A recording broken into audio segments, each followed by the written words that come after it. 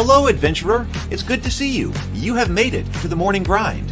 Welcome, welcome. It's the live stream at the beginning of the Geekverse, where we talk about all types of topics in geekdom, gaming, and fantasy, with an emphasis on being constructive and creating the things that we want to exist in the world. It's all on the grind, Sizemore. Can't be too fine, can't be too coarse. That's exactly right. There are a lot of adventures to be had today. Dungeons to explore and monsters to slay, and who knows what a random encounter might send our way. That's why we have to prepare, so settle in now for the morning grind with your favorite beverage in hand. Tea? Or maybe something a little stronger. I've got a few bottles of the old Wynyard left. Whatever you want. Pull up a chair. Dude. If you're feeling fancy, how about a cappuccino? Or a frappuccino? Or how about an espresso? Just tea, thank you. Sounds good to me, Gandalf. Whatever you want. I'm just glad you're here. Everyone is welcome. You can just watch if you want. You don't have to worship anything you don't want to worship. Thank you, Mike. But be forewarned. Sometimes we get really strange characters around here.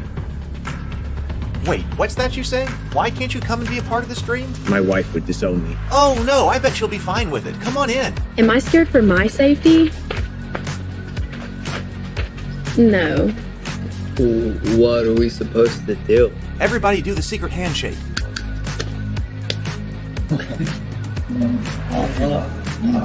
Secret cultist handshake.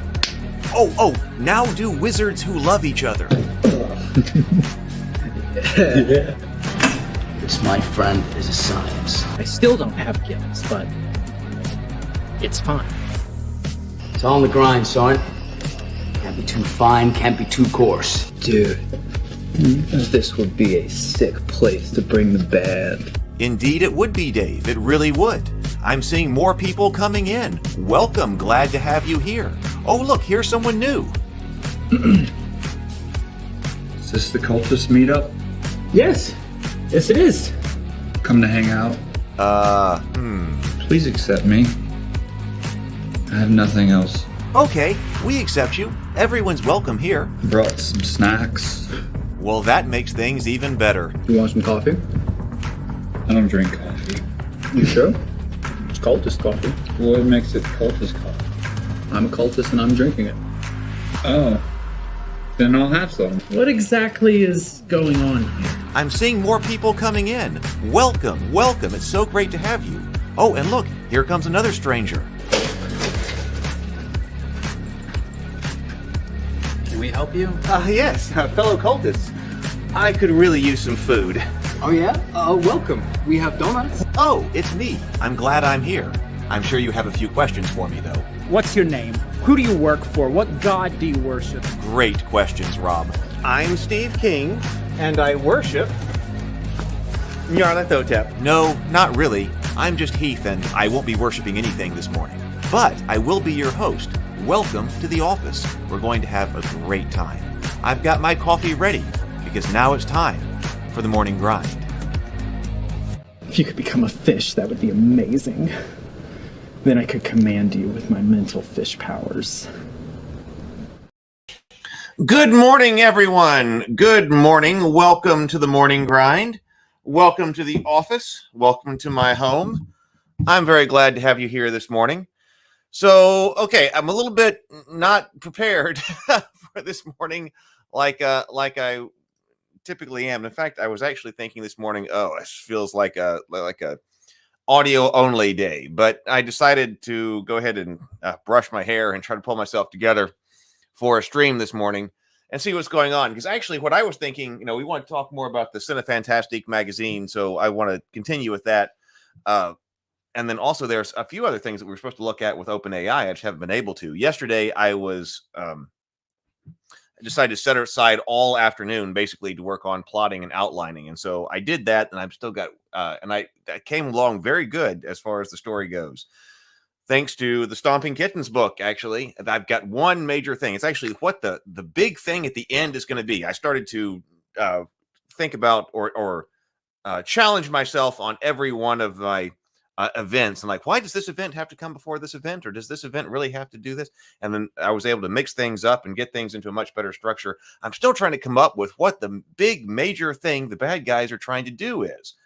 which seems like an odd thing not to understand. But once I get that, then I think everything's going to fall into place. So I was doing that all yesterday. And then basically when I came up for air from that, after having turned the internet off, I saw that Sam Altman had left OpenAI. And I was like, oh, so then I kind of went down a rabbit hole for a couple hours, 3 hours, maybe, trying to understand what was going on there. And of course, I didn't find a whole lot. I mean, we find people's speculation on Twitter and Reddit and things like that. And so I was reading some of those things. And I was like, well, that sounds like something we should talk about on the Morning Grind, because we've been very interested in OpenAI and the AI tech. So we should talk about that. But then this morning, as I sat down a little bit later to start putting things together for the Morning Grind, I was noticing in the Discord server, in fact, let me go ahead and put a link to the Discord server right here. In fact, Stray may have already got it, but just in case, like under the news for the grind, there's stuff going on at Paizo, and I was trying to figure that out. So the Ravenkeep Discord server is here, and actually I thought that we were basically all done with the ORC license and all of that, that all of that drama was kind of behind us. But now I got to figure out what's going on with the ORC license, and I'm not exactly sure. So this is kind of going to be a discussion stream on both of those subjects. So we'll just see what people think and what's going on. Because at the moment, I am still learning, especially with regard to the Paizo stuff. And actually, we got started a bit late this morning, so we're going to do the breathe and sip. But then we'll go straight into the OpenAI stuff. We'll do the OpenAI stuff first, and then we'll go over to see what's going on with Paizo. So I'm a little bit more familiar with what happened over at OpenAI, and I got to figure out the Paizo stuff. But I know a lot of people here have been looking at this. So good morning, Stray. Good morning. Good morning. And Phaser Wrist is here. Good morning. And Robert and Micah. Robert and Micah were discussing stuff in the Ravenkeep Discord server. Please do hit thumbs up and subscribe. So let's see. Some ribs. That sounds good. I've got some steaks to have today. Good morning, Sable. Let's see. I saw that yesterday. Was that yesterday? Yeah, I guess it was yesterday. I was about to start using ChatGPT again yesterday, and I saw that, because it didn't say that I saw. It didn't say how many messages you got when we ran into a problem on the stream the other day, that I had run out after 15 requests. And actually, I was watching something else on a YouTube channel, and somebody else said that they had run into a situation where they only had 15 requests as well. And so that must have been it. It was 15, because I just did a quick count, and he said he also had 15. But now there's on the drop down, when you're changing between GPT 3.5 and 4, I did notice on mine as well, it said 40 messages every 3 hours. So it's not, that really does cripple its uselessness. It's cripple its uselessness. Its usefulness. Sable says the big major thing the bad guys want to accomplish is my problem too. Oh, really? In yours? Okay, let's go ahead and breathe and sip. Let's just breathe and sip. Everybody got your drink this morning? I've got some Coke and Coke Zero and Witch's Brew this morning. Maybe I should have, if I had up earlier, I would have brewed some coffee. But let's breathe and sip. All right, here we go. 2 deep breaths, complete inhale, complete exhale, and then take a sip of your favorite beverage this morning. So here we go.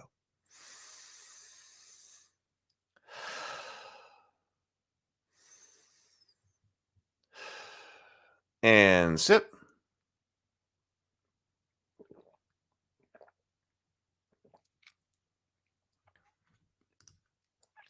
Robert says, also, I ask if I can execute client-side JavaScript.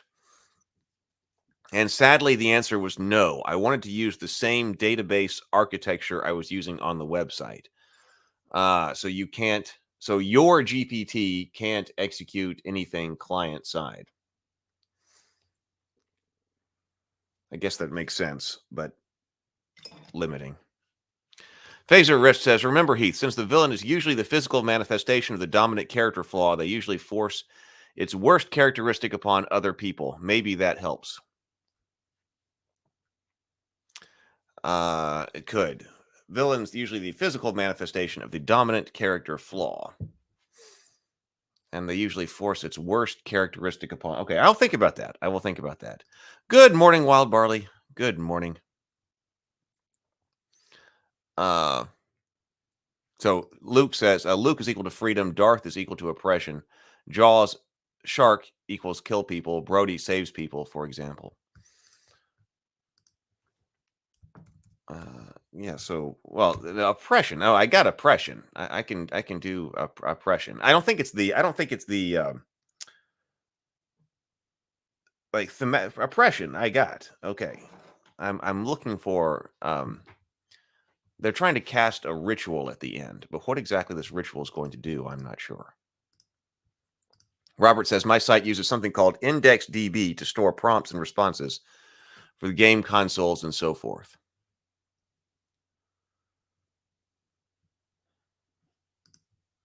$40 in 3 hours sounds like a full stream to me. You'd be surprised at how fast you go through prompts. So Robert says everything is stored in the browser, which maybe that's what OpenAI is doing wrong. OpenAI is doing wrong since they're storing full session server side. I'll think more on virtue versus flaw for what that is. Okay, so this came out yesterday, like yesterday afternoon. Is this Mira Murati? So this is on the OpenAI side of things. Then we'll go to the Paizo side of things. Chief Technology Officer Mira Murati appointed interim CEO to lead OpenAI. Sam Altman departs the company.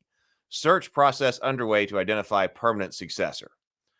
So, I mean, I don't think anybody expected him to all of a sudden go yesterday. And I was seeing different, it seemed like most people just in comments, as far as I could tell, there wasn't any type of real behind the scenes anything that was being posted or leaked or anything like that. It was all people's speculation on Twitter, X, and Reddit, as far as I can see. And it seemed like most people were on the side that it seemed like most people thought that the board thought that Sam Altman was being too cautious and insufficiently monetizing the platform. But I kind of thought the other way. I was like, oh, I bet that they were upset that he was monetizing it too much, and that there might be some still the original founders on the board who still have the idea of what OpenAI was supposed to be, because it's pretty common to criticize it as being closed AI now. And so I thought it may be the case that Sam Altman was taking it in the direction of closed AI, but was taking the direction of closed AI, and some of the board members, a large number of the board members, or a sufficient number of the board members to oust him, wanted to return it to the original idea of the OpenAI, I guess, philosophy. But I was kind of surprised that it seemed like that commentary was in the minority, and I don't have any kind of inside information anyway. But it surprised me that was the case. The board of directors of OpenAI, the 501c3 that acts as the overall governing body for all OpenAI activities, announced that Sam Altman will depart as CEO and leave the board of directors. Mira Murati, the company's chief technology officer, will serve as interim CEO effective immediately. So I think this happened at about 3 o'clock my time, Central Time, yesterday. And certainly it was the case that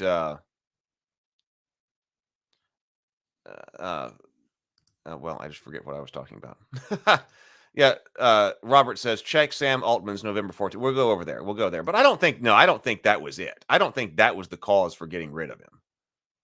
Sam says, OpenAI was never open. If they are only now criticizing that particular bit of marketing misdirection, they're way behind the curve.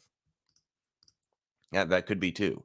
As a member of OpenAI's leadership team for 5 years, Mira has played a critical role in OpenAI's evolution into a global AI leader. She brings a unique skill set, understanding of the company's values, operations, and businesses, and already leads the company's research, product, and safety functions. Given her long tenure and close engagement with all aspects of the company, including her experience in AI governance and policy, the board believes she's uniquely qualified for the role and anticipates a seamless transition while it conducts a formal search for a permanent CEO. So this is the critical section right here. Mr. Altman's departure follows a deliberate review process by the board, which concluded he was not consistently candid in his communications with the board, hindering its ability to exercise its responsibilities. The board no longer has confidence in his ability to continue leading OpenAI.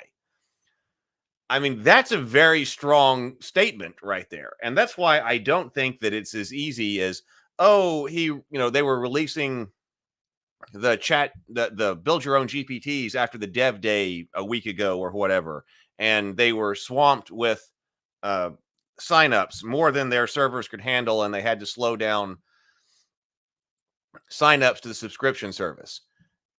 That doesn't sound like it to me, because if he did screw up, I mean, if there was a screw, whether it was him or whatever, but I mean, if the service was more successful than you expected, and it crashed your servers and you couldn't handle it over a certain time, to me, that is not not being consistently candid in his communications with the board.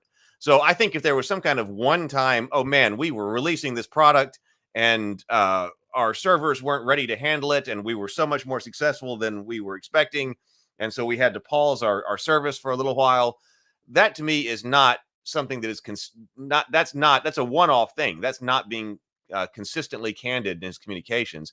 And also, how would that hinder the board's ability to exercise its responsibilities? So that's why I'm skeptical of the idea that, oh, it was because I saw that too, that, oh man, they did the dev day and then their servers, I guess, couldn't handle it. Well, that's not that doesn't seem to square with that. Wild Barley says, I think it's a combination of factors.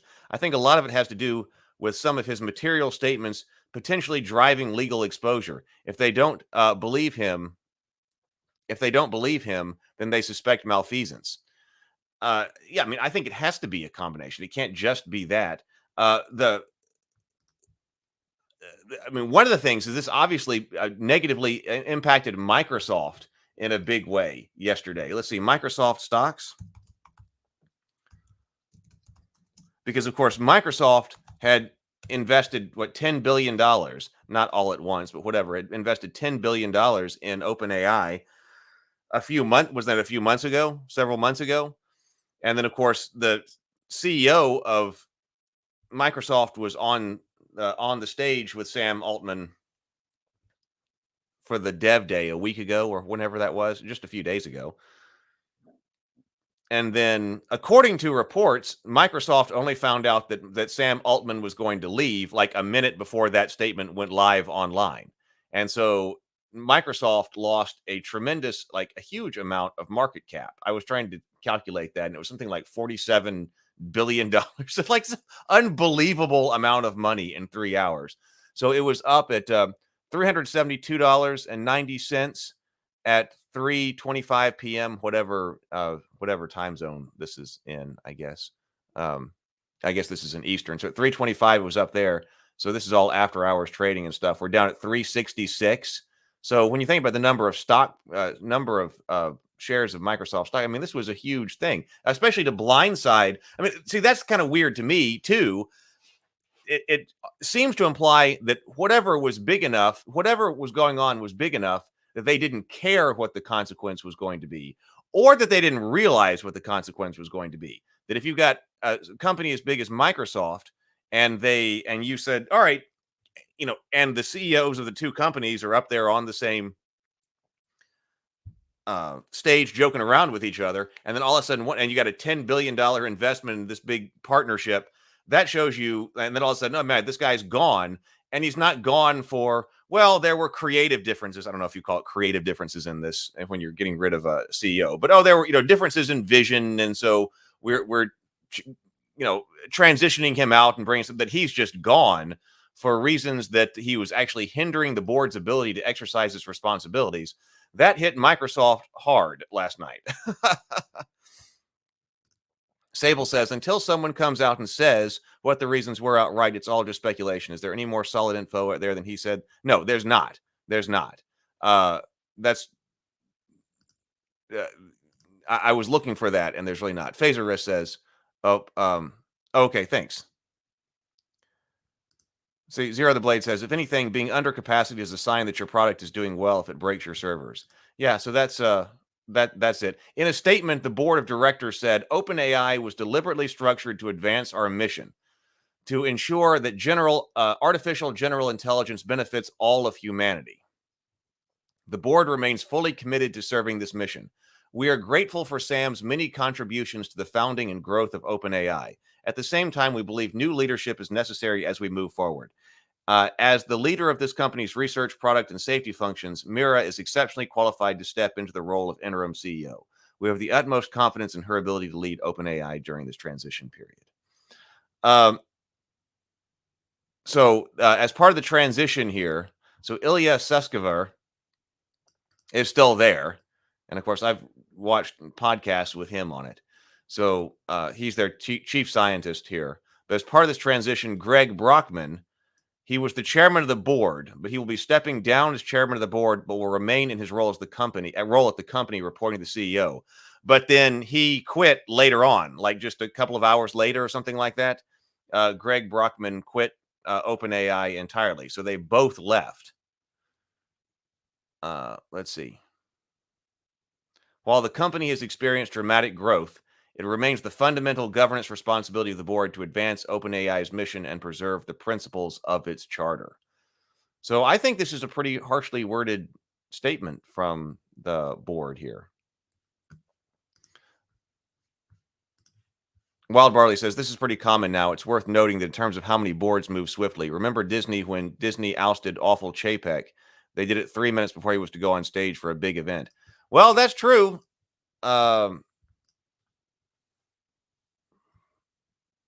But I guess I would say that Disney would know what that does to itself.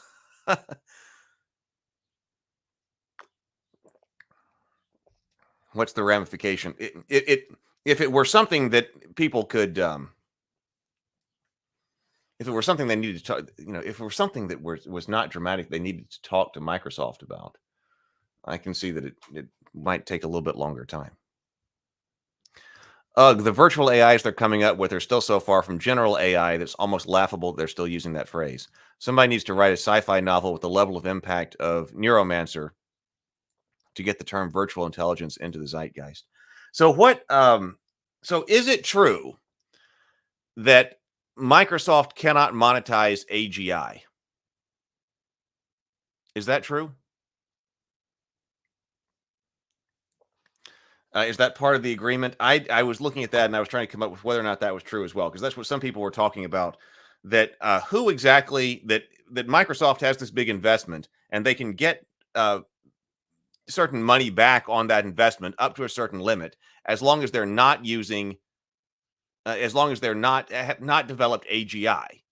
So who develops AGI? So who makes the call when AGI is developed?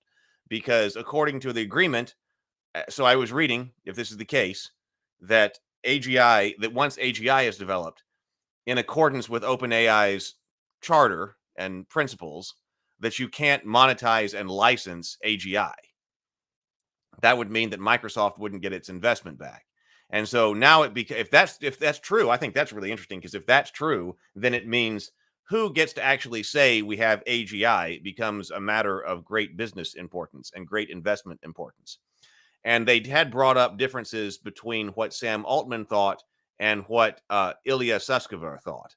And that Ilya Sutskever, I know, has thought for a while, and he did tweet to this effect. And I think I was watching this in some of the podcasts that he was doing, that the physical infrastructure that we have right now is sufficient to create AGI. That it's just a matter of scaling. It seemed to be. I'm probably grossly over generalizing his statement, but it seemed to be that he thought that the current approach of deep learning, I remember him talking about that specifically, and the actual hardware that we've got is sufficient to take us to AGI. Whereas Sam Altman thought that there had to be technological breakthroughs in order to get AGI to happen. So if there's got to be some other technological breakthrough in order to get it to happen, that means that nothing that's created on the existing infrastructure can be AGI, so it can be licensed.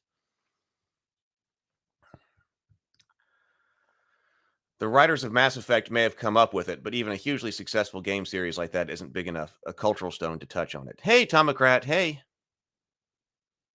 Wild Barley says, I think the idea you could constrain any true AGI from making money is a bit naive. Well, I don't think that we're constraining it from making money. I think the idea was that that OpenAI would not license it. So it wouldn't be something that was licensable. So that it wouldn't be something that like only Microsoft would have exclusive access to under its license. That was my understanding. But I need additional confirmation on that. That was one of the I don't know how much of a influence that actually would have had on Sam Altman leaving, but that was one of the most interesting threads that I was reading about somebody who broke down the business license agreement and investment agreement between Microsoft and OpenAI.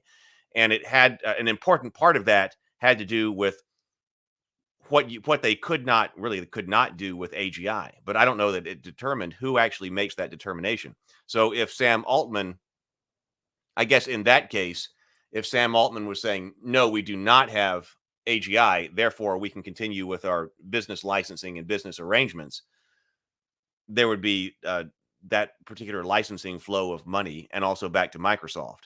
But that the board might want to say, no, that we will determine when we have AGI. And if we just have AGI, then we can't go forward with the license agreements terminate. So it's interesting. I don't know. I want to look into that more. Zero the Blade says you cannot monetize base core systems. Robert says to go and look at Twitter. So I did bring that up. So yeah, it is. So yeah, on November 14th, right, Sam Altman says we are pausing new ChatGPT signups for a bit. Sad face. The surge in usage post-Dev Day has exceeded our capacity, and we want to make sure everyone has a great experience. You can still sign up to be notified within the app when the subs reopen. I mean, if it's just that, I don't see that being a reason to can him. But then he said his statement 18 hours ago was, I loved my time at OpenAI. It was transformative for me personally, which is his next tweet here. And hopefully the world a little bit. Most of all, I loved working with such talented people. I will have more to say about what's next later. Sam retweeted Greg saying, Sam and I are shocked and saddened by what the board did today. Let us first say thank you to all the incredible people who have worked at OpenAI, new customers, our investors, and all those who have been reaching out. Oh, whoa, there's more here. I didn't know this. All right, let's see what this says. So this quote was, Sam and I are shocked and saddened by what the board did today. First, let us thank you for all the incredible people who have worked at OpenAI, our customers, our investors, and those who have been reaching out. We, too, are still trying to figure out exactly what happened. Here's what we know. Last night, Sam got a text from Ilya asking to talk at noon Friday. Sam joined a Google Meet, and the whole board, except Greg, was there. Ilya told Sam he was being fired, and the news was going out very soon. At 12:19 p.m., Greg got a text from Ilya asking for a quick call. At 12:23 p.m., Ilya sent a Google Meet link. Greg was told that he was being removed from the board, but was vital to the company and would retain his role, and that Sam had been fired. Around the same time, OpenAI published a blog post. As far as we know, the management team was made aware of this shortly after, other than Mira, who found out the night prior. The outpouring of support has been really nice, thank you, but please don't spend any time being concerned. We'll be fine. Greater things coming soon. So that's what Greg said.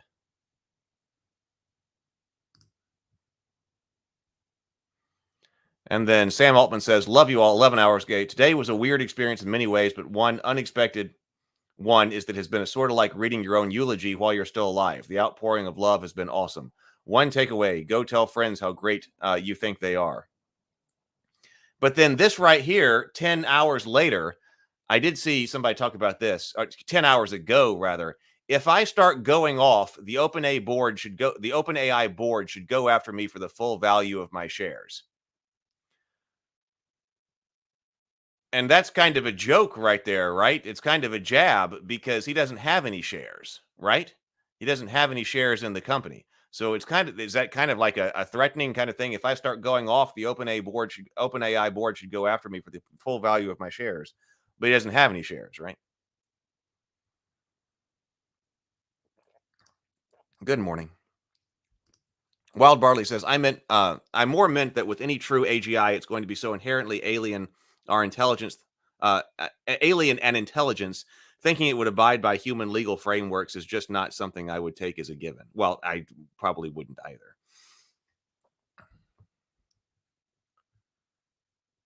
Robert says, so in the last several days, everyone's been complaining about the usage limits, making it difficult to continue developing GPTs. Sports teams fire coaches when they don't perform. All right, so Robert is definitely on it. That was probably it then. That, but I still think that wording on that press release points to something deeper and ongoing. It seems to point to something deeper and ongoing. Now, maybe it was the exact same issue, and this was its greatest manifestation here with not being able after the dev day.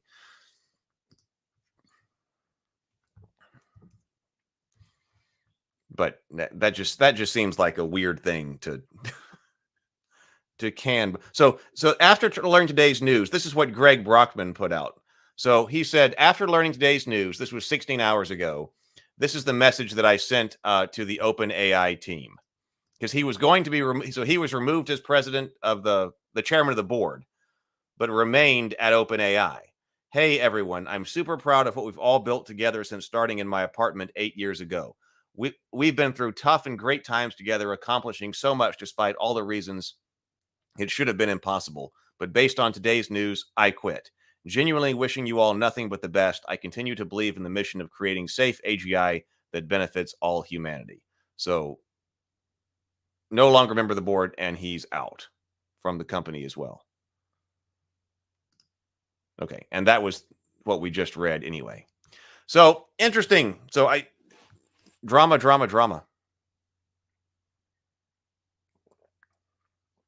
Because can you really make the call that Sam Altman has not performed? I mean, maybe so. Okay, so that shook up the tech world. Let's see. Oh, look, I've never seen this before. So over here on my live on X, it's actually telling me that I'm hosting this show live right now. What's going on at OpenAI and at Paizo with the org? Huh. Okay, so if you can always watch on, I do stream this out to the X platform as well, if you ever need to watch there. All right, well, what's going on with ORC? Okay, so I was looking in the news for the grind section this morning, and there's a lot there. So if you're on the Raven Keep Discord server, news for the grind, Micah had posted that Paizo is blocking any ORC license, which they were the major funder and negotiator of, yes, right, from their Pathfinder Infinite Marketplace, rather than adjusting the Pathfinder Infinite license. And I was like, okay, wait a minute. There's a lot of stuff I got to figure out what this is. Pathfinder Infinite Marketplace and the Pathfinder Infinite license. That's not something that I've looked into in the past. So Robert did, we're going to look at this document here, but Robert brought out, Micah posted a video from Roll of Law. Pathfinder bans ORC licensed work from Pathfinder Starfinder Infinite. And I was listening to that on a high speed before I came on the stream this morning to try to go, okay, wait a minute, what's going on here? Robert had said that for publishers who had hoped to make ORC conversions of OGL content, I'm afraid you're not going to be able to do so. So this is a quote. For publishers who had hoped to make ORC conversions of OGL content, I'm afraid you're not going to be able to do so. This was my original understanding of what ORC was supposed to do, Robert says. Publishers who had created open game content products and wanted to continue development could do so under the ORC license. That was also what I thought. I mean, that would have been what I would have said.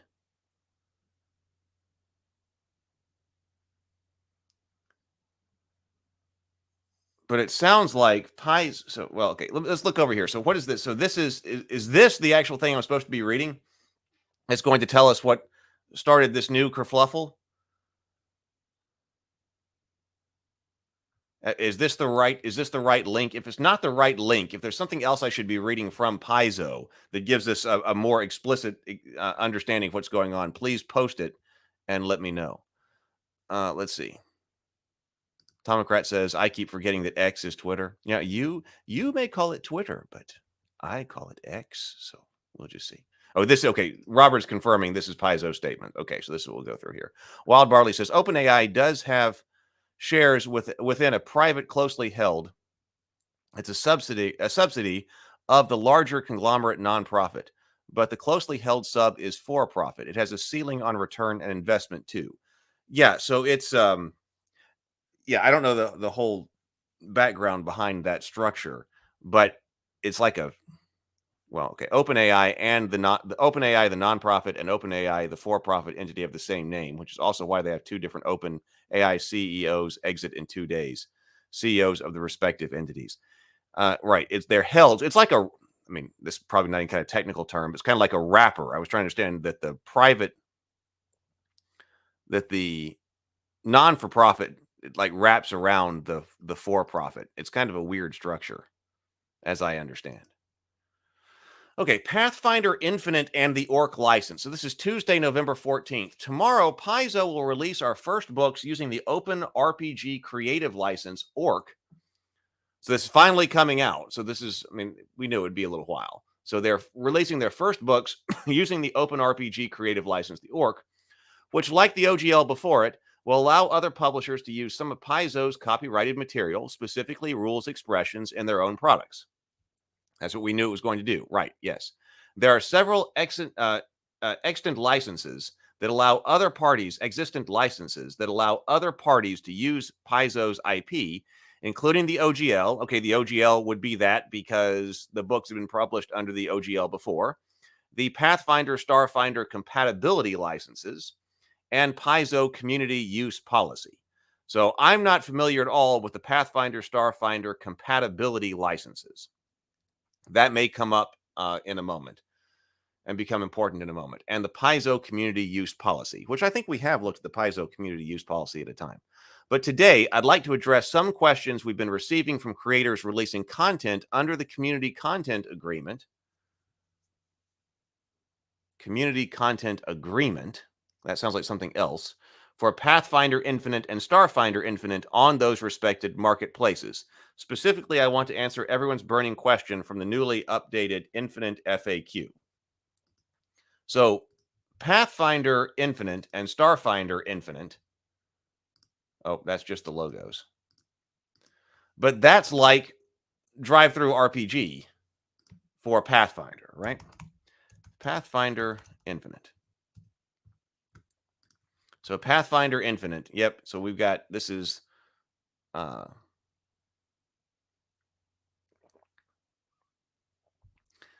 am I right in saying this is kind of like whatever that thing is that that WotC's got, that if you actually want to write stuff in the Forgotten Realms, the DM's Guild, that's it, the DM's Guild. So I'm guessing this is like their equivalent of the DM's Guild. This is where if you want to write stuff actually with not just the rules of Pathfinder, but inside Pathfinder, the Pathfinder world and stuff like that, you could do that, right? And also the same with Starfinder. That's my initial understanding anyway. That's what we're talking about. If I'm not right, I'm sure people will correct me. All right, so let's keep going. But today, I'd like to address some questions that we've been receiving from creators. Okay, so how does Pathfinder Infinite interact with the Open RPG Creative License, the ORC? The Open RPG Creative License and Pathfinder Infinite are two distinct and separate things that allow you to use rules and IPs owned by others. So we got the Open RPG Creative License, that's the ORC, and Pathfinder Infinite. Okay, and these are two distinct and separate things that allow you to use rules and IP owned by others. The ORC allows publishers to use material designed as licensed material in ORC licensed. See, the ORC allows publishers to use material designated as licensed material in ORC licensed Paizo publications in their own ORC publications. Okay, all right. Well, okay, that's what we were expecting, right? Anything designated licensed material in an ORC licensed Paizo publication, you can now use in your own publication, right? This is restricted to only licensed material, which is nearly always copyrighted expressions of game mechanics. Okay, that's my understanding. While Paizo now releases game rules under the ORC, the Community Content Agreement for Pathfinder Infinite and Starfinder Infinite already grants you the right to use the same content and more. As such, you do not need to cite the ORC when using any Paizo-owned material that was otherwise released under the ORC. Okay. because the Pathfinder Infinite and Starfinder Infinite grants you the right to use the same content and more, which is more than just the expression of game mechanics, but they're like world IP, right? I guess that's where this is going. This means that you can already use anything Paizo owns under the terms of the Infinite license, including game rules. Thus, you don't need the ORC to be able to publish derivative material on Pathfinder Infinite. Okay, I mean, at the moment, that makes sense to me. In fact, as of the publication of this FAQ, you are expressly prohibited from releasing any content in your Pathfinder Infinite and Starfinder product as licensed material under ORC. Now, this might be where it starts to get controversial or whatever. So actually, in fact, so not only do you not need to use the ORC to publish a derivative material on Pathfinder Infinite, as of the publication in this FAQ, you are expressly prohibited from releasing any content in your Pathfinder Infinite or Starfinder Infinite product as licensed material under the ORC. Okay, why? This ensures that what you release on Pathfinder Infinite or Starfinder Infinite remains within its closed ecosystem as required by the Infinite license.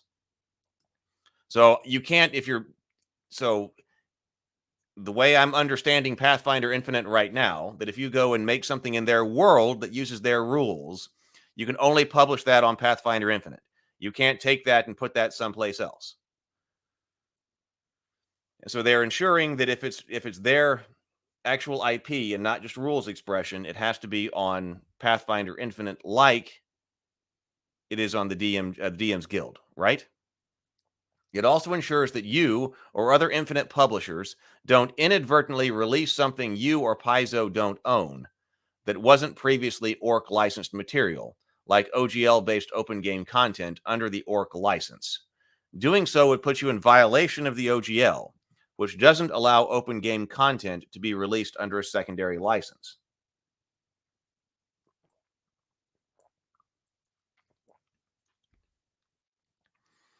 Okay, it also ensures that you or other Infinite publishers don't inadvertently release something you or Paizo don't own that wasn't previously ORC licensed material, like OGL-based open game content under the ORC license. Doing so would put you in violation of the OGL, which doesn't allow open game content to be released under a secondary license. The OGL does not allow open game content to be released under a secondary license. Didn't we go through a lot of discussion on that subject on this channel? Let's see what people are saying in the comments here. So Micah says, yes, that's the right link, and Roll of Law goes into it more in his video. Micah says, except Infinite doesn't allow stuff with ORC. Currently, despite similar setup, and RPG and drive-through RPG being able to sort by license, same programmers even, well, same company at least, but they're not paying to have it sorted.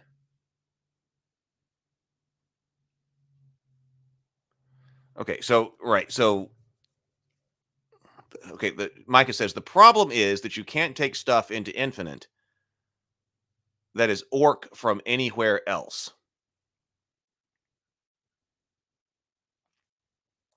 Oh, okay.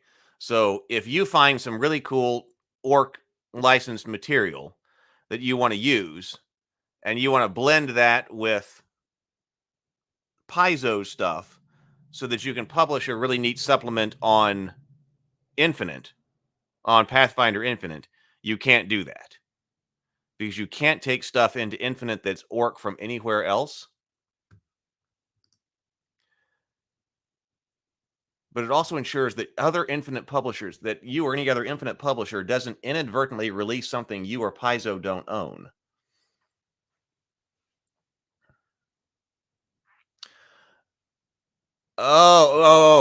So I would think I was misunderstanding the direction of this release goes right here. Okay, so it says, let me go back to the beginning. So this is talking about releasing it on Pathfinder or Starfinder Infinite. I was thinking it was talking about taking it outside of that.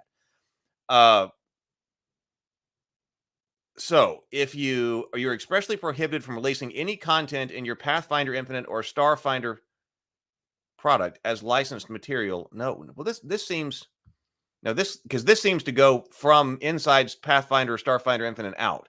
You are prohibited from releasing any content of your Pathfinder, Starfinder, Infinite products as licensed material under the ORC.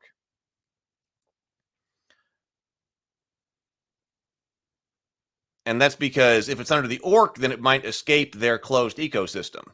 And the Pathfinder and Starfinder Infinite sites are supposed to be this closed ecosystem as required by the Infinite license.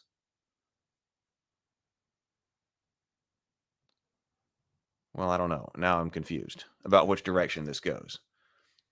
Let's go down here. It also means that you can't use any ORC licensed material that didn't originate in a Paizo publication, as the Infinite license doesn't grant you the rights to that material, and you can't comply with the ORC by passing that open content through to downstream users. Actually, I think this is what Micah was just talking about. It also means you can't use any ORC licensed material that didn't originate in a Paizo publication, as the Infinite license doesn't grant you the rights to that material, and you can't comply with the ORC by passing that open content through to downstream users.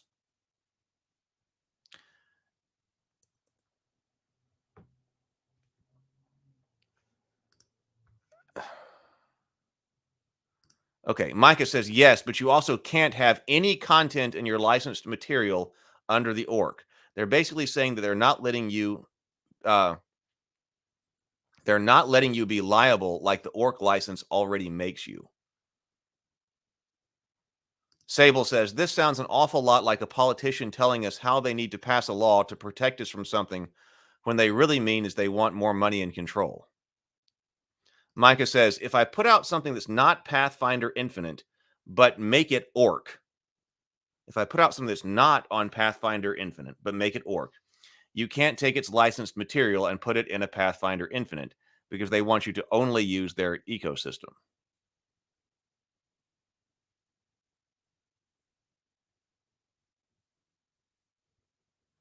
Okay, and by ecosystem here, we're also talking about their rules ecosystem. So if I were to put something not on Pathfinder, if you were to take out something, if I put out something not on Pathfinder Infinite but make it ORC, this is just any other publication place you want to go, and this is ORC. You can't take its licensed material and put it into Pathfinder Infinite because they want you to only use their own ecosystem and their rules ecosystem. Okay. Well, okay, but if that's it, that if they want to be sure that everything that's on Pathfinder Infinite is actually an official Pathfinder rule and an official Paizo rule, I mean, okay, like, but why is that just absolutely terrible? I mean, it kind of goes against the idea of we're going to make all this kind of stuff open. The general philosophy of making these different rules and then being able to mix and match and come up with new great derivatives. I mean, but if it's only in that one store, this Pathfinder Infinite store, you don't have to go buy a license. I mean, just because they have the ORC doesn't mean that they're required to make everything available under it. Sable says, ironically, the whole ORC license was theoretically to prevent walled garden shenanigans, yet they aren't using it for themselves. So what's good for thee but not good for me much? Micah says they're basically ignoring the license's separation of liability and making it so you can't take anything into Infinite that you don't directly make, or that Paizo or someone inside Infinite made.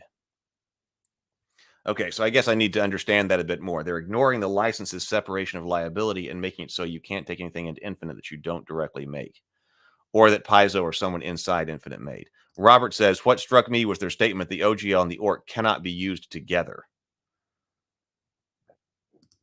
Micah says, yeah, that was proven not to be the case on the server, but they still didn't want anything with OGL mixed. I know, big shock, it became more confusing. Okay, so let me finish what it says here. It says, this is a lot of FAQ text to say, basically, that the Infinite license already does what you want the ORC to do when making products for Pathfinder Infinite. By ensuring products released on Infinite are subject to only a single license, the community content agreement for Pathfinder Infinite and Starfinder Infinite, we actually make a cleaner process for everyone because it means you don't have one license telling you that you need to make all of your game rules open for anyone to use anywhere, and another telling you that what you release on Pathfinder Infinite needs to stay on Pathfinder Infinite. For publishers looking to release content based on or supporting the Pathfinder player core and or Pathfinder GM core, this doesn't really change anything for you. Pathfinder has already ensured there's nothing in those books that would require you to use a secondary license like the OGL or ORC to reprint or iterate on their content. It's all 100% created and owned by Paizo, so the Infinite license already lets you do what you want with it. Okay, so but like I said, just because we had even said with Wizards that they're not required to publish anything under the OGL. If they wanted to go on and do Dungeons & Dragons 6th edition, but if they wanted to publish that under a completely different license, they completely could do that. Nothing compels them to use the OGL. Our issue was that they can't revoke the OGL. That was the issue. That if they want to move on and no longer use the OGL, then that's their business. So here in this case, they created the ORC, but now this is much more direct as far as time goes, and much greater temporal. Well, I just lost the word. But anyway, they don't have to use it. So they say, listen, we're going to set up. So, but I guess am I right in saying that if you're publishing on the Pathfinder Infinite, that the more that you get is also like using that world. What Glorian, right? You get to use all of the Glorian lore and things that ordinarily you would not be able to do under ORC. If I just wanted to write something up for Pathfinder, if I wanted to publish a Rabavania Pathfinder book, I could do that under the ORC. But obviously it's not going on Pathfinder Infinite because that's for their stuff specifically. But I could publish it on Drive-Thru-RPG or my own website or wherever I wanted to publish that, right? But I couldn't use their stuff. Their stuff as far as their world building and IP goes. If I want to use that, I got to publish under a different terms on their website. But not being able to bring in other stuff under the ORC is kind of weird. But it's that they're trying to lock that down from the IP section and the rules section. Micah says, you can still make stuff that goes beyond the standard rules, but you can't take something external. If you want to put it up on Drive-Thru-RPG, you can't put it up on Infinite.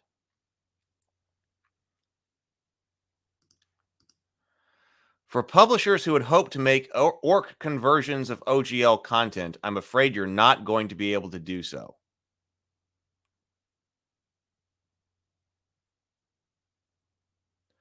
But technically, neither the OGL nor the ORC nor the Infinite license allow you to do that anyway. At this time, we're not restricting the use of the OGL or inclusion of open gaming content to Infinite releases, because we still have classes and monsters and other game and setting elements that creators will need to access in order to make content for Pathfinder.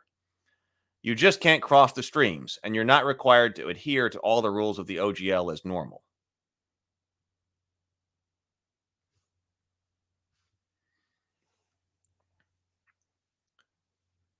You can't make an ORC conversion of OGL content?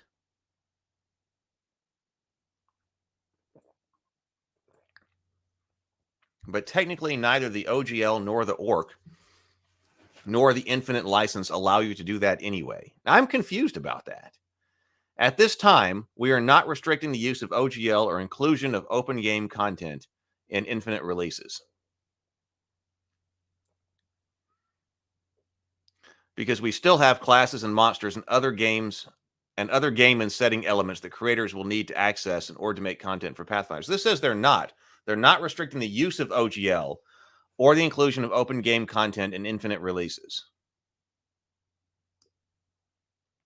So this is saying they're not restricting the use of OGL or inclusion.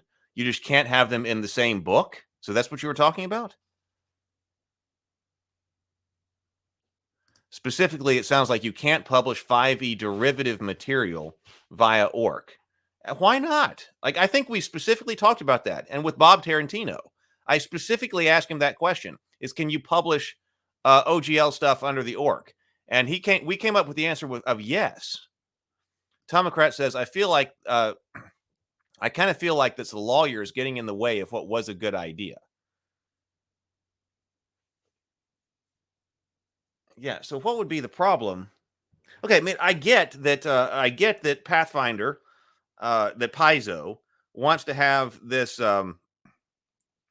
place like the DM's Guild, because people want to, not only do they want to be able to write material with the rule system, but they also want to be able to write material in the worlds and using the particular world building IP that they love. But I understand that, like Wizards of the Coast, they don't want to release Forgotten Realms. Paizo doesn't want to release Galorian, I believe it's called. So we're going to set up this separate place for you to do that. And if you want to use our IP in that way, then you got to play by this separate set of rules.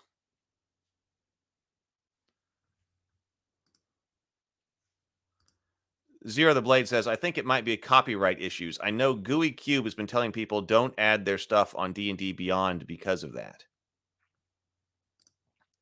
Right. What's the point then, Robert says. Micah says, D&D Beyond's issue with GUI Cube is that they're adding stuff they don't personally own. D&D Beyond issue with GUI Cube is they're adding stuff they don't personally own. We understand that there's going to be a lot of questions about this policy, and because IP law is complicated and hard to put into text, I'll be hosting a Twitch stream next Tuesday, November 21st at 11 o'clock a.m. Pacific Standard Time with Meredith from Drive-Thru RPG to answer any questions we receive in the comments below or via other channels. This will be a live stream, but not a live Q&A, so if you have questions, please ask beforehand. I'll do my best to clear things up in the comments, but for frequent or complex questions, you might have to wait a week. In the meantime, we've updated the FAQ for both Pathfinder and Starfinder Infinite with this policy, as well as some clarification on older questions and a few other news ones. Check it out here. We're excited about Pathfinder Infinite's future and how the Pathfinder 2nd Edition Remaster project is already a vitalizing force in the community. And we want to make sure everyone has the tools they need to participate and help Pathfinder Infinite, and their own products reach their full potential.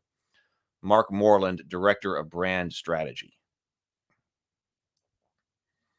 Okay, so people are trying to parse this down here. It seems like Paizo wants a clean break from the OGL going forward. Otherwise, their statement is poorly written. But Infinite is already using OGL stuff. It isn't using ORC. Yeah, because we're just now getting the ORC stuff out there, right? So how could it possibly not be using OGL stuff? That's a good point. It's not like Pathfinder Infinite is starting today with the release of, the ORC for one thing and then the Infinite license for another. So let me see what people are asking here. Okay, so just to make sure I'm understanding the big takeaway, the Infinite license is for stuff published on Path Starfinder Infinite. It allows you to use most of what Paizo has published, but you cannot publish anything on Infinite outside of Infinite, and you can't use anything not published by Paizo. If I want to sell a supplement for an adventure path, I would use Infinite. The ORC license is for stuff published outside of Path Starfinder Infinite. It covers basic game mechanics, but not setting-specific lore, and only content published post Pathfinder 2R. I guess that's the 2 revised. I would use the ORC if I want to write and sell a setting-agnostic adventure or spin-off game of my own that uses Pathfinder 2 or Starfinder 2nd E as a base. The OGL covers material published prior to the remaster, as well as some content produced by WotC. This is the license I would use for anything older than Pathfinder 2R that isn't going on Infinite, such as an adventure meant for Path Starfinder 1E or something with a gelatinous cube in it. I know there are some exceptions. Okay, well, there are some exceptions. Then Rage of the Elements is OCR compatible. Seasons of Ghost is not. But did I get the gist? Is that correct? So, I mean, I think that's how I would have interpreted it. Has Holy Flamingo here. Is that everybody who's been following this a bit more closely? Is that a good summary right there? If that is a good summary, then Paizo should have written that. If that is what they mean. You can use both licenses together, but everyone downstream has to use both. Okay.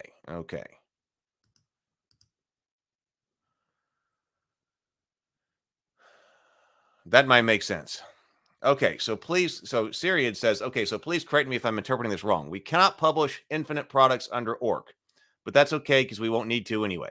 If we publish an infinite product based on Paizo's ORC product, we don't need any additional license beyond the infinite license. If we use open gaming content from a Paizo OGL product, we have to publish it under both OGL and the infinite license as normal. Okay, so right now you publish it under both licenses on the infinite thing. If we use setting characters, etc., but no open game content from a Paizo OGL product, we don't have to publish it under OGL with the infinite license. This is because it's the infinite license that allows us to do what we want, not the OGL. Everybody's like, so if I'm understanding this correctly, if this is a good understanding, then this is what they should have written, because it's not clear. Micah says a lot of people put up content from third parties as homebrew.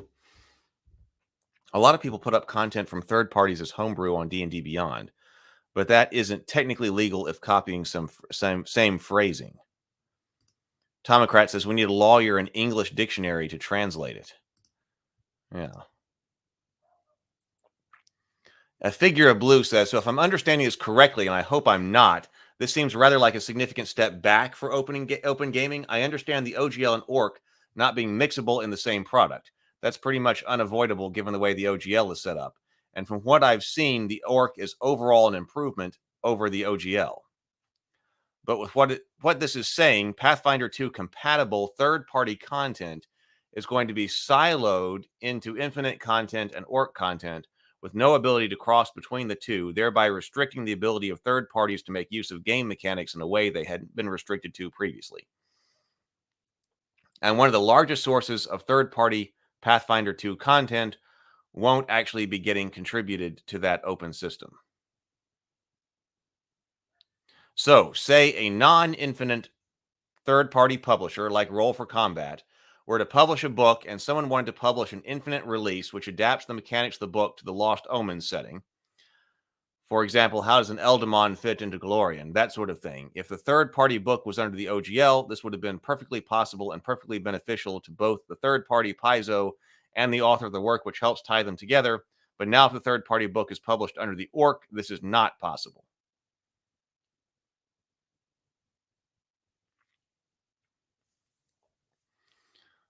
Okay, all right. And conversely, a setting-neutral game mechanic, which happens to be included as part of a book on Infinite, is now not going to be available for third-party publishers who are using the ORC, whereas it would have been in the previous setup under the OGL. I suppose that particular point could be resolved by the author publishing the same setting-neutral mechanics both on Infinite and as a separate ORC product, but that would depend on the publisher taking the time to do so rather than it being something more elegantly built into the licensing itself. Right, and building that kind of thing elegantly into the licensing was what the ORC, I thought, was supposed to do. Like, also to prevent you from having to create and publish your own SRD, right? Because one way to do that is like, well, here is the SRD. I'm going to publish the SRD completely separately. Now that's under the license. And then here is my book, and I will license my own material from myself and put it with some other things that are not part of the license. But the ORC was one of those things that was supposed to be more elegant in that regard. Jappard says, Elf is greater than Orc anyway.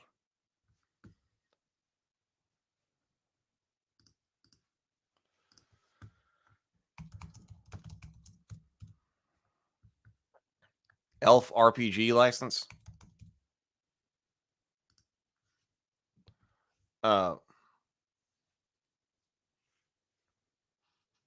Is that AELF license?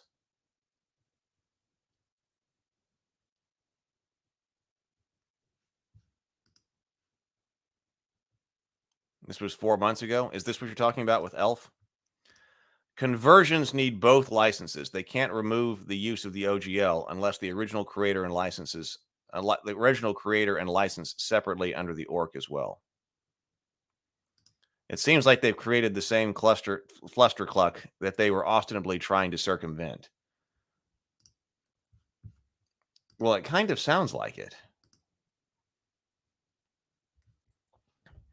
So, but why? Okay, so, and I'm trying to understand why.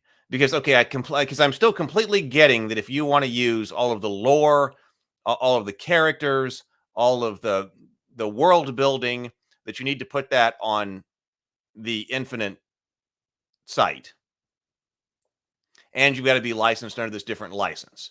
That makes complete sense to me, because the ORC and the OGL are not supposed to cover things like your history, your lore, all of that. That's not what it's supposed to do. So if you wanted to use that, it seems like there's obviously it would need a different license for that. So they're going to set up a different system for that. I mean, that I completely get.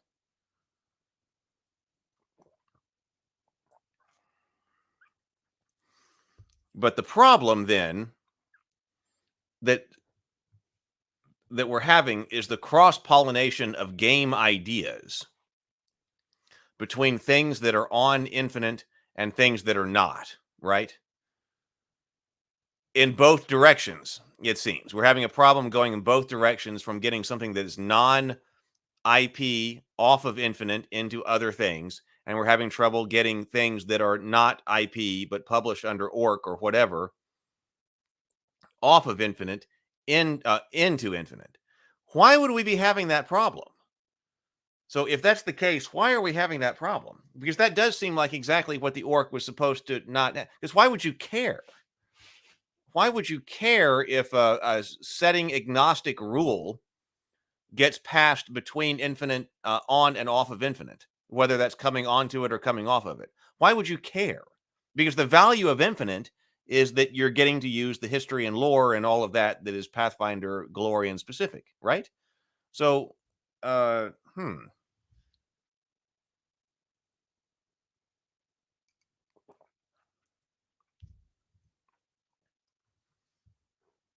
not understanding that. Oh, no, it is just ELF license. The role of law created it. Okay, let me look up that. ELF license.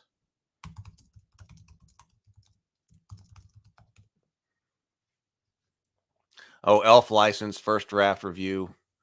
Why I'm against the ORC license. Oh, okay.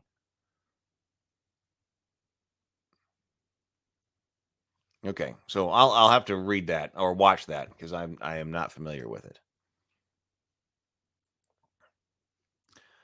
Micah says, no, wait, whoop. No, Sable says, role of law's big issue with the ORC is that anything you put out under it is now permanently out of your control, and it forces anyone who uses ORC license stuff to must also put it under the ORC license. But there are no provisions that prevent anyone else using that content then to alter it into something else and sell it on their own, and you can't prevent them.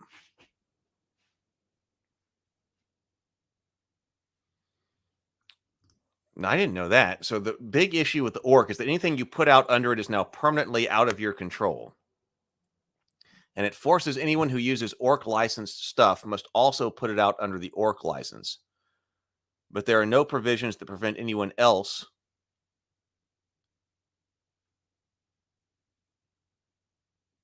from using that content to alter it in something else and sell it of their own, and you can't prevent them.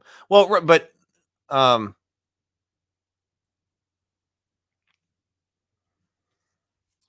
right. So what is his problem with that?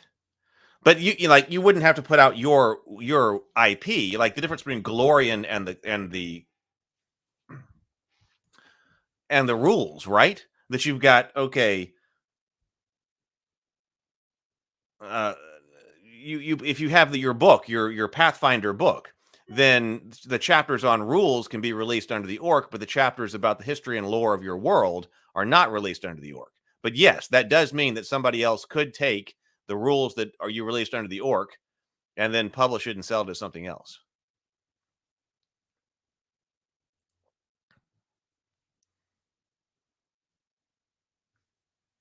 Okay, we'll check out that.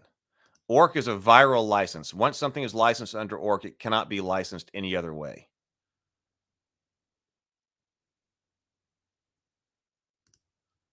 Tomocrat says it feels like the same old thing. Someone panicked over something and then quickly made something to protect them, and it makes a bigger mess than the OG problem. Yeah. Huh.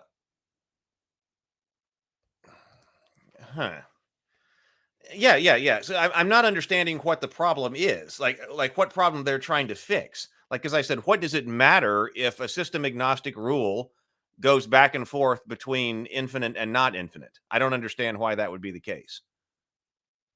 Jappert says, sounds like you should take a good look at Elf. I wonder if you can invite Roll of Law on a stream or two.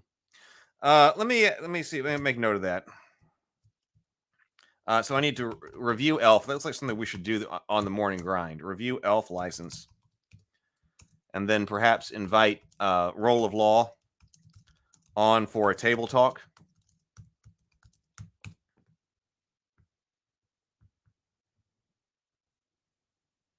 No, something licensed under ORC can be under other licenses if you're the original creator. Yeah.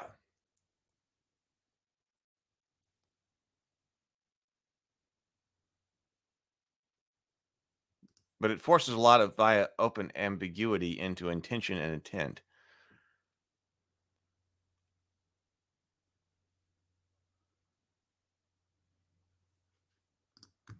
Okay. So I've made use of some infinite material before in my campaigns, but if I'm understanding this correctly, I'll probably be disinclined to make many more infinite purchases. The open mechanic is such an important part of Pathfinder to me that it's why I've not spent much time investigating other non-open RPG systems. To have Pathfinder 2 compatible content siloed off from an open ecosystem seems really unfortunate and honestly would decrease my interest in infinite content, but eliminate any interest I had of eventually publishing something using infinite. Again, I hope I'm misunderstanding something here. You're right, and I'm not understanding what they are trying to stop. Okay, no, wait a minute, not quite. Okay, so we said if this is not right, then if this is right, then they should have written it. But Mark Moreland, the director of brand strategy, writes back to Holy Flamingo and says, okay, first of all, this is what Holy Flamingo wrote. The ORC licenses for stuff published outside the Pathfinder Starfinder Infinite. It covers basic game mechanics, but not setting-specific lore, and only content published post PF2R. I would use the ORC if I want to write and sell a setting-agnostic adventure or spin-off game of my own rules that uses Pathfinder 2 Starfinder 2e as a base. Mark says not quite. The ORC only covers content that has been released as licensed material under the ORC. That is basically any rules content from ORC licensed books. Not just material published past a certain date. You would use the ORC if you want to publish, whether you sell it or not, any product that includes material you didn't create yourself that you gain permission to use via the ORC. Wait, what's the difference between those things?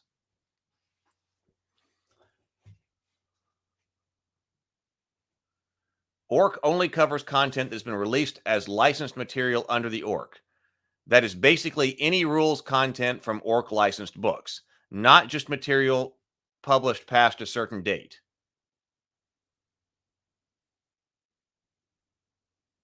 Well, yeah, but the ORC has to be created. I mean, it would be past a certain date because that's the creation of the ORC. Because is it the case that the first Pathfinder core books that are coming out with that license are Pathfinder 2R?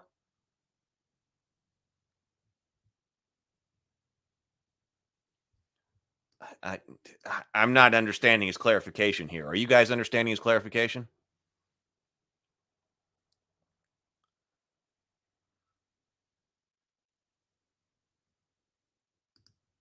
CC4 BY didn't require that, but everything went open if you put into it, which ironically is exactly what Paizo was able to do under the OGL, exactly against what Paizo was able to do under the OGL originally.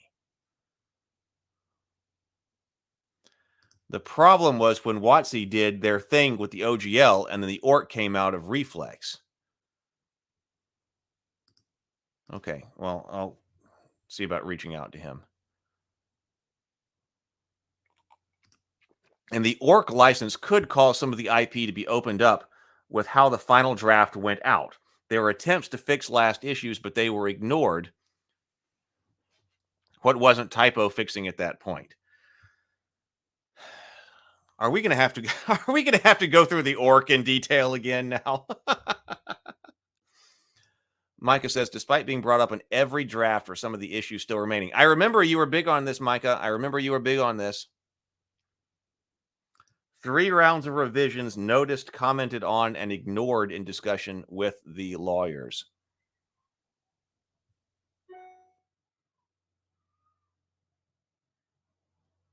Phaser Rich says, I have a deck of cards I brought years ago, deck of stories that uses an ORC system to plot out stories. I wonder if those who own the license know the deck exists. So Wild Barley says, I do. They aren't talking dates because that's precedent setting. So the Corporate Attorneys Council is just going to sidestep dates in favor of just referencing the license. It's contrived legalese. But he didn't. But I'm confused here because he didn't actually say a date. He said he didn't actually say it only covers basic game mechanics, but not setting lore, and only content published, post a certain date. So I guess his clarification is this might technically be the first book that Paizo is releasing under that. But then, according to what you're saying, Wild Barley, they're not actually saying that. There's no possible way that you can publish something under the ORC license before the ORC license exists, or before the ORC license actually licenses something. But he's being overly technical right here. Probably overly technical for this description here. And it seems like in general this is the correct answer, but we've got a technicality here. The OGL covers material published prior to the remaster, as well as some content. So, yeah, he's really caught up on the date, as well as some content produced by Wizards of the Coast. This is the license I would use for anything older. As with the above, it's not about the date something was published. It was what published it was licensed. We're right. Of course it's not. It's about what license it was published under completely. But you can't publish something before the license exists, under a license before it exists. My guess is that his clarification right here is going to cause more confusion than the clarification was good. Holy Flamingo wrote, ORC compatible isn't really a thing. Either the content is licensed. I see, okay, I see that. ORC compatible isn't a thing. Either the content is licensed under the ORC or it's not. In this case, the content is compatible with the terminology and design assumptions of the remastered core book, which are released under the ORC. But rage elements in the content which within is not accessible to other publishers via the ORC. We may release a version of the book with different licensing in the future, but until we do, anyone wanting to publish material using the kineticist class or other rules expressions from that source needs to publish under the OGL.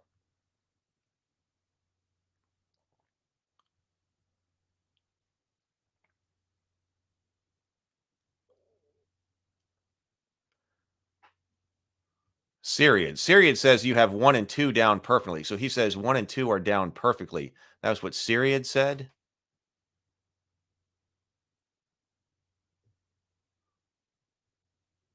And what he said is you've got 1 and 2. You cannot publish infinite products under ORC, but that's okay because we don't need to anyway. If we publish an infinite product based on an ORC product, we don't need any additional license between the infinite license.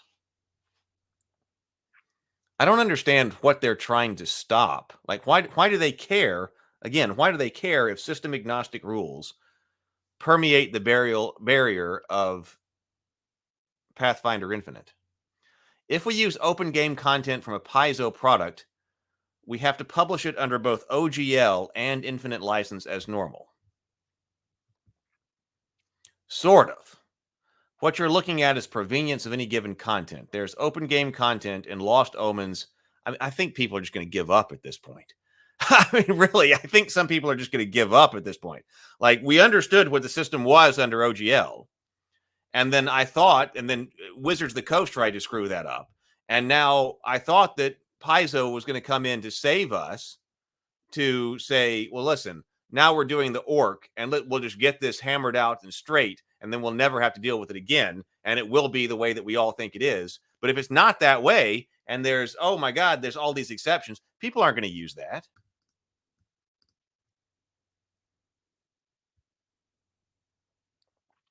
Wild Barley says, I'm not disputing that, but yes, it's about technical minutia. The law doesn't care about common sense thinking. If the ORC is this confusing, well, that's what I was just saying. If the ORC is this confusing, then my reaction is just don't use it. Everything we're seeing here sounds like the ORC is pointless. It's an IP indemnity structure. So once so out there, it beggars the mind's understanding of how common sense licensing agreements. So, like, if we use open game content from Paizo's OGL product, we have to publish it under both OGL and the infinite license as normal. Sort of. What you're looking for is provenience of any given content. There is open game content in Lost Omens Magui Expanse, for example, that is 100% original material that Paizo owns, like the Contrasu ancestry or the edicts and anathemas of the regional deities. Paizo didn't need the OGL to print this content, and so, if you're publishing under the infinite license, neither do you. But the Gripply ancestry is based on Wizards of the Coast IP. Gripply is an invented word that they own the copyright to. So you'll still need to cite the OGL if you want to use that specific content in your own work, whether published on Infinite or elsewhere. If something first appeared in a Paizo product or is based on mythology, both in terms of the name and concept expression, then it's safe to use without the OGL in an Infinite product. If we use the setting, characters, etc., but no open game content from a Paizo OGL product, we don't have to publish it under the OGL with the Infinite license. This is because it's the Infinite license. This is because it's the Infinite license is what allows us to do that. It's because the infinite license is what allows us to do that, not the OGL. Wait, I don't even understand that. that now. So if we use settings, characters, etc., but no open game content from a Paizo OGL product, we don't have to publish it under the OGL with the infinite license. This is because it's the infinite license that would allow us to do what we wanted to do. More or less, yes. The infinite FAQ goes into a bit more nuance than this because there are setting elements that do originate from OGL sources, which may not be apparent to folks. For example, the Demon Lord Gashki is the property of Wizards of the Coast and was made available to other publishers via the Epic Level Handbook content that was part of the 3.5 SRD. So Paizo can and has included him in multiple products that were licensed under the OGL, and those products, the 3.5 SRD, is cited in the correct spot in the book section 15 copyright declaration as the OGL requires. So even though he's mentioned in a work of fiction like the Bone Dust Dolls, Pathfinder's Journal Stories from Reign of Winter, he is still open game content. This means that should we ever release a story as a standalone EPUB, we either need to change the text referring to Wizards IP or include the OGL in the EPUB so we have the right to publish their copyrighted material. To answer your question directly, the Infinite license grants you permission to use any content that Paizo owns, but for setting elements that Paizo doesn't own, only the license that gave Paizo permission to publish that in the first place can grant you permission to do the same. I guess that makes sense, but like I said, this is now getting too complicated for people. I remain committed that just publishing my game under the OGL 1.0A, in fact, I already did, technically as a stopgap, whilst I continue development the code. That way, Wizards couldn't come back and revoke, and I waited too long to publish. Micah says, basically, they don't want to risk liability of cross-contamination or issues with the ORC license causing their IP to get loose. Either way, potential issues. The Infinite FAQ includes a list of examples in the How Do I Know If My Product Contains Open Game Content section of the Ownership and Licenses page. It's not an exhaustive list, but it should help people on the right track when publishing their own material.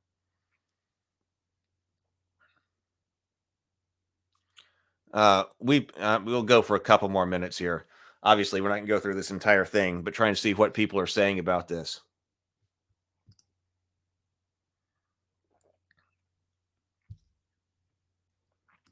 Micah says the ORC license isn't pointless. It just has too many flaws to not adapt and make a better one. I understand the thought process behind this, I really do, but I feel it misses a key consideration. Open content is not incidental to Pathfinder users or writers and publishers. It's part of the package. It is for many a key checkbox in the positive column for Pathfinder and Paizo. Eric Mona talked up open gaming a lot during the ORC creation process, and this decision to exclude open content and the ORC from itself from infinite releases going forward flies in the face of that. It does seem that way.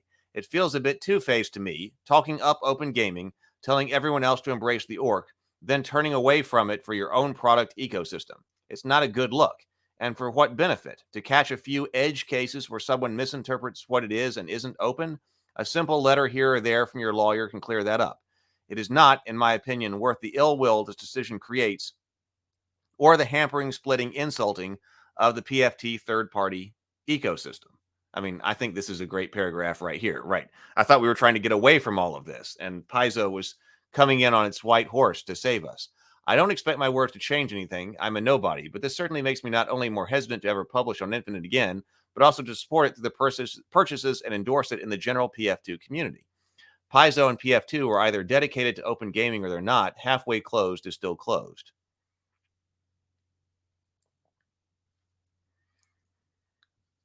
Mark responding to, I'm not understanding this correctly. I understand the OGL.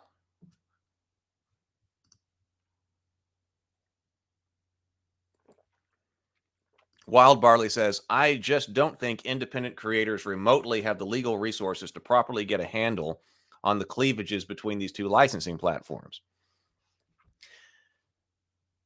And the whole purpose was to make these things clear.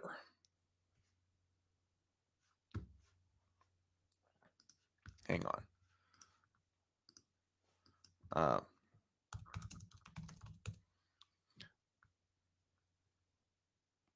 When we were talking to Ryan Dancy, the visionary behind all of this, so Ryan Dancy had specifically said that he was trying to, with the OGL, which is what the ORC should have done again, was trying to make sure that you were covered legally, that you didn't have to go through this extended legal song and dance to be able to make a game. Like that was what he was trying to eliminate. And he went to a tremendous amount of trouble to convince people that it actually was what it was what it is, and get people to accept that so that you don't have to, so that you can attract investment in the space, which is what happened, without having to expose yourself to all of this potential legal, at least adjudication or argumentation. And if it doesn't do that, then it's not fulfilling its core requirement. That's what it's supposed to do at its core level. Micah says, the simpler the license, the easier it is not to screw up. The ORC license put in stuff that was ambiguous despite what they forced to become become licensed material. Wild Barley says, navigating this nonsense is what my contract attorney baby brother lives for. To me, it just looks like a dreadful nightmare of legalese. And especially like I was just saying, that the purpose of the open license was supposed to eliminate that in order to attract investment and allow for something to grow. And if it doesn't do that, it's not fulfilling its core purpose. Jappard says it was such a weird move to make the ORC share alike.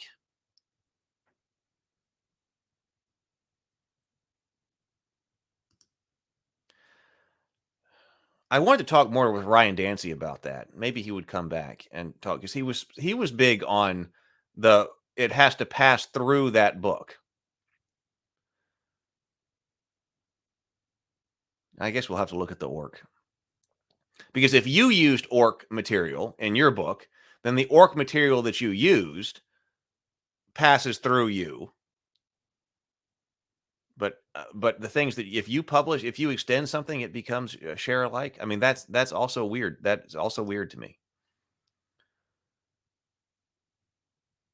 So this was a response to this seems like a significant step back for open gaming.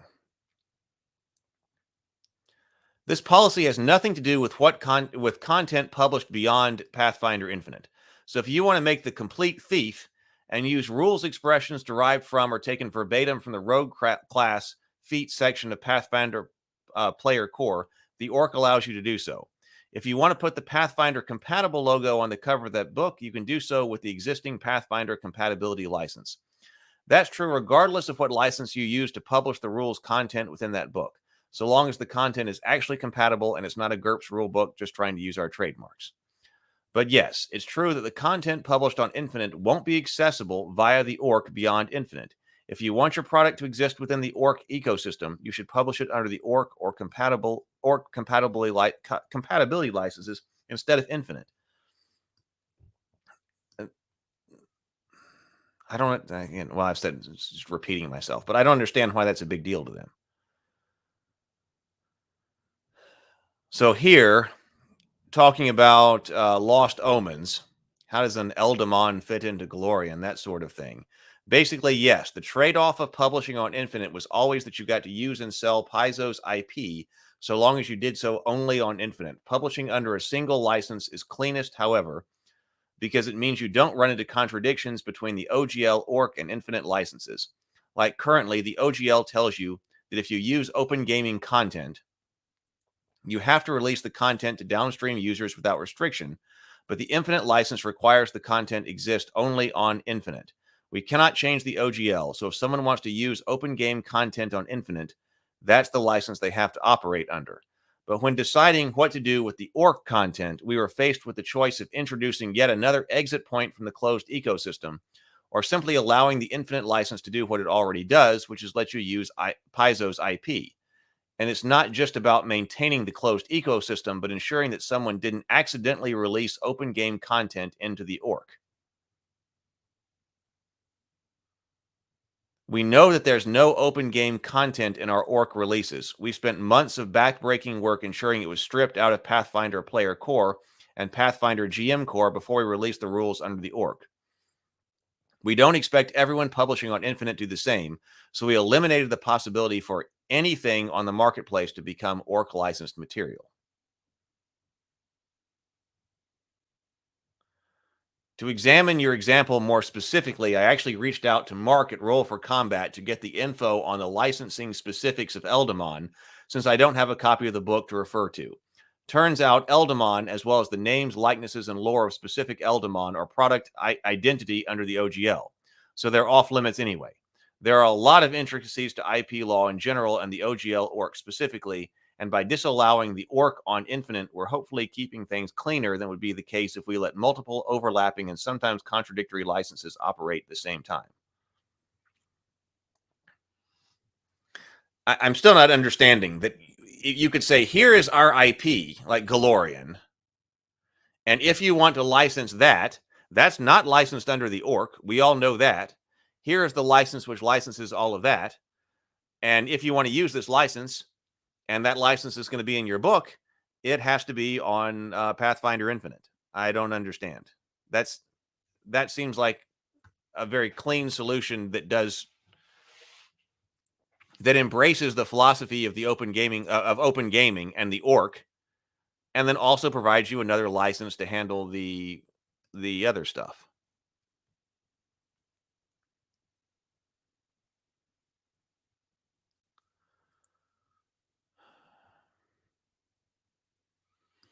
It would be super great to get Roll of Law and Ryan Dancy on both at the same time. I might have to reach out to Ryan Dancy again, if that's at all possible. Phaser Risk says, Heath, have you ever thought about starting your own publishing company using the Geekverse trademark? Just curious. I haven't. The publishing company that I started for my own stuff is Ravenkeep. So everything comes out under Ravenkeep Productions. I have not thought about the Geekverse.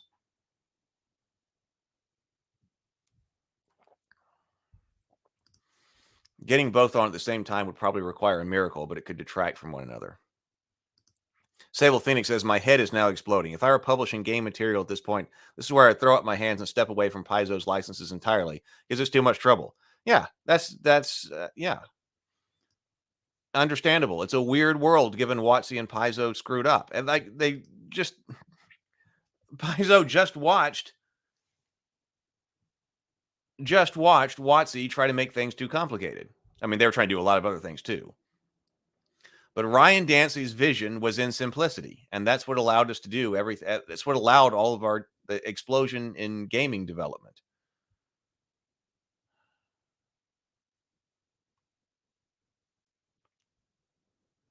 Again, you are correct. So, and conversely, a setting neutral game mechanic, which happens to be included as part of the book on Infinite, is now not going to be available for third-party publishers who are using the ORC, whereas it would have been in the previous setup under the OGL.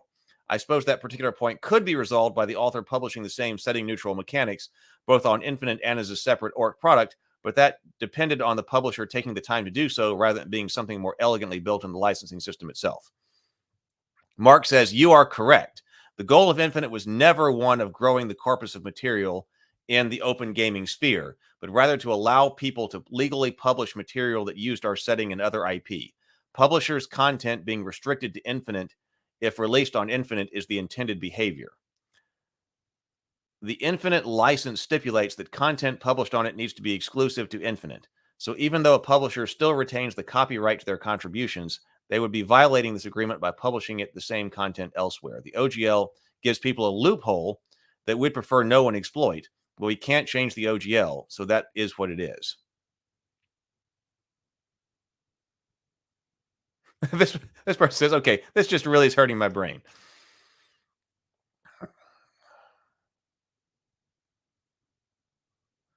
Paizo is still, Mark says, Paizo is still committed to open gaming, which is why we championed it and funded the creation of the ORC.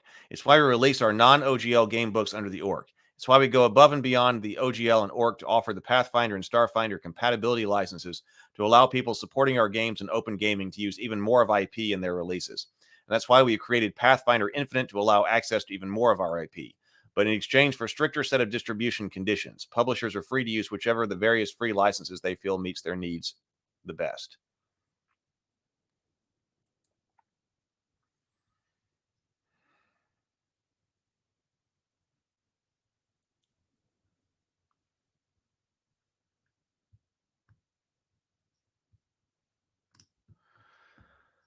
Okay.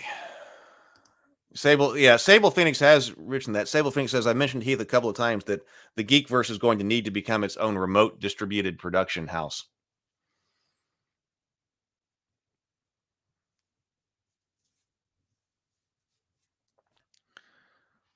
Well, it's not exactly that.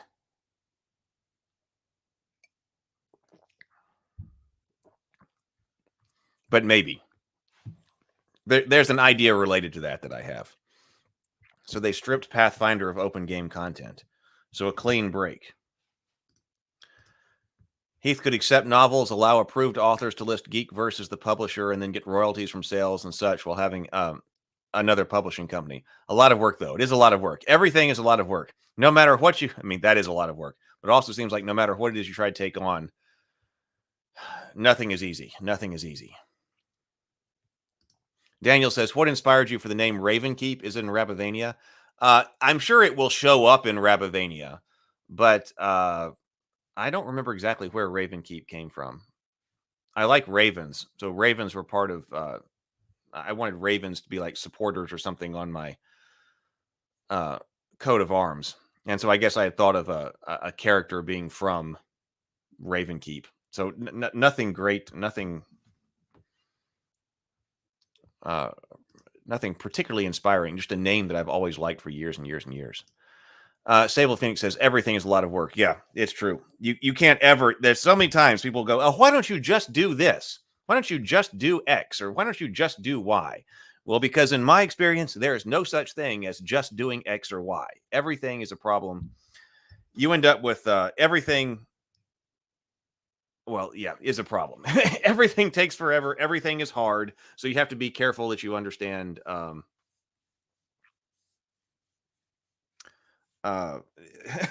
You have to be careful about what you take on because everything is difficult. Jappard says, I don't understand the need. I get the impression Heath is content with his current publisher situation. Sounds like people want to pitch. Yeah. I built my, I'm trying to build the Ravenkeep. I don't ever plan on building another publishing company again. This is my third. So Ravenkeep will be my third publishing company. And it's going very slowly. But I only intend to ever do for Ravenkeep to do everything that I need to do. I don't ever plan on trying to set up another company or another kind of production company again. Ravenkeep is it. This is the third time into the breach. So it's got to work ultimately, and that's going to be the last one that I do. Now, what it does beyond that, we'll see. Geekverse approved. Yeah, that would be something like that. Okay. All right. Oh, you're right. Stray's got the Raven kind of look going here.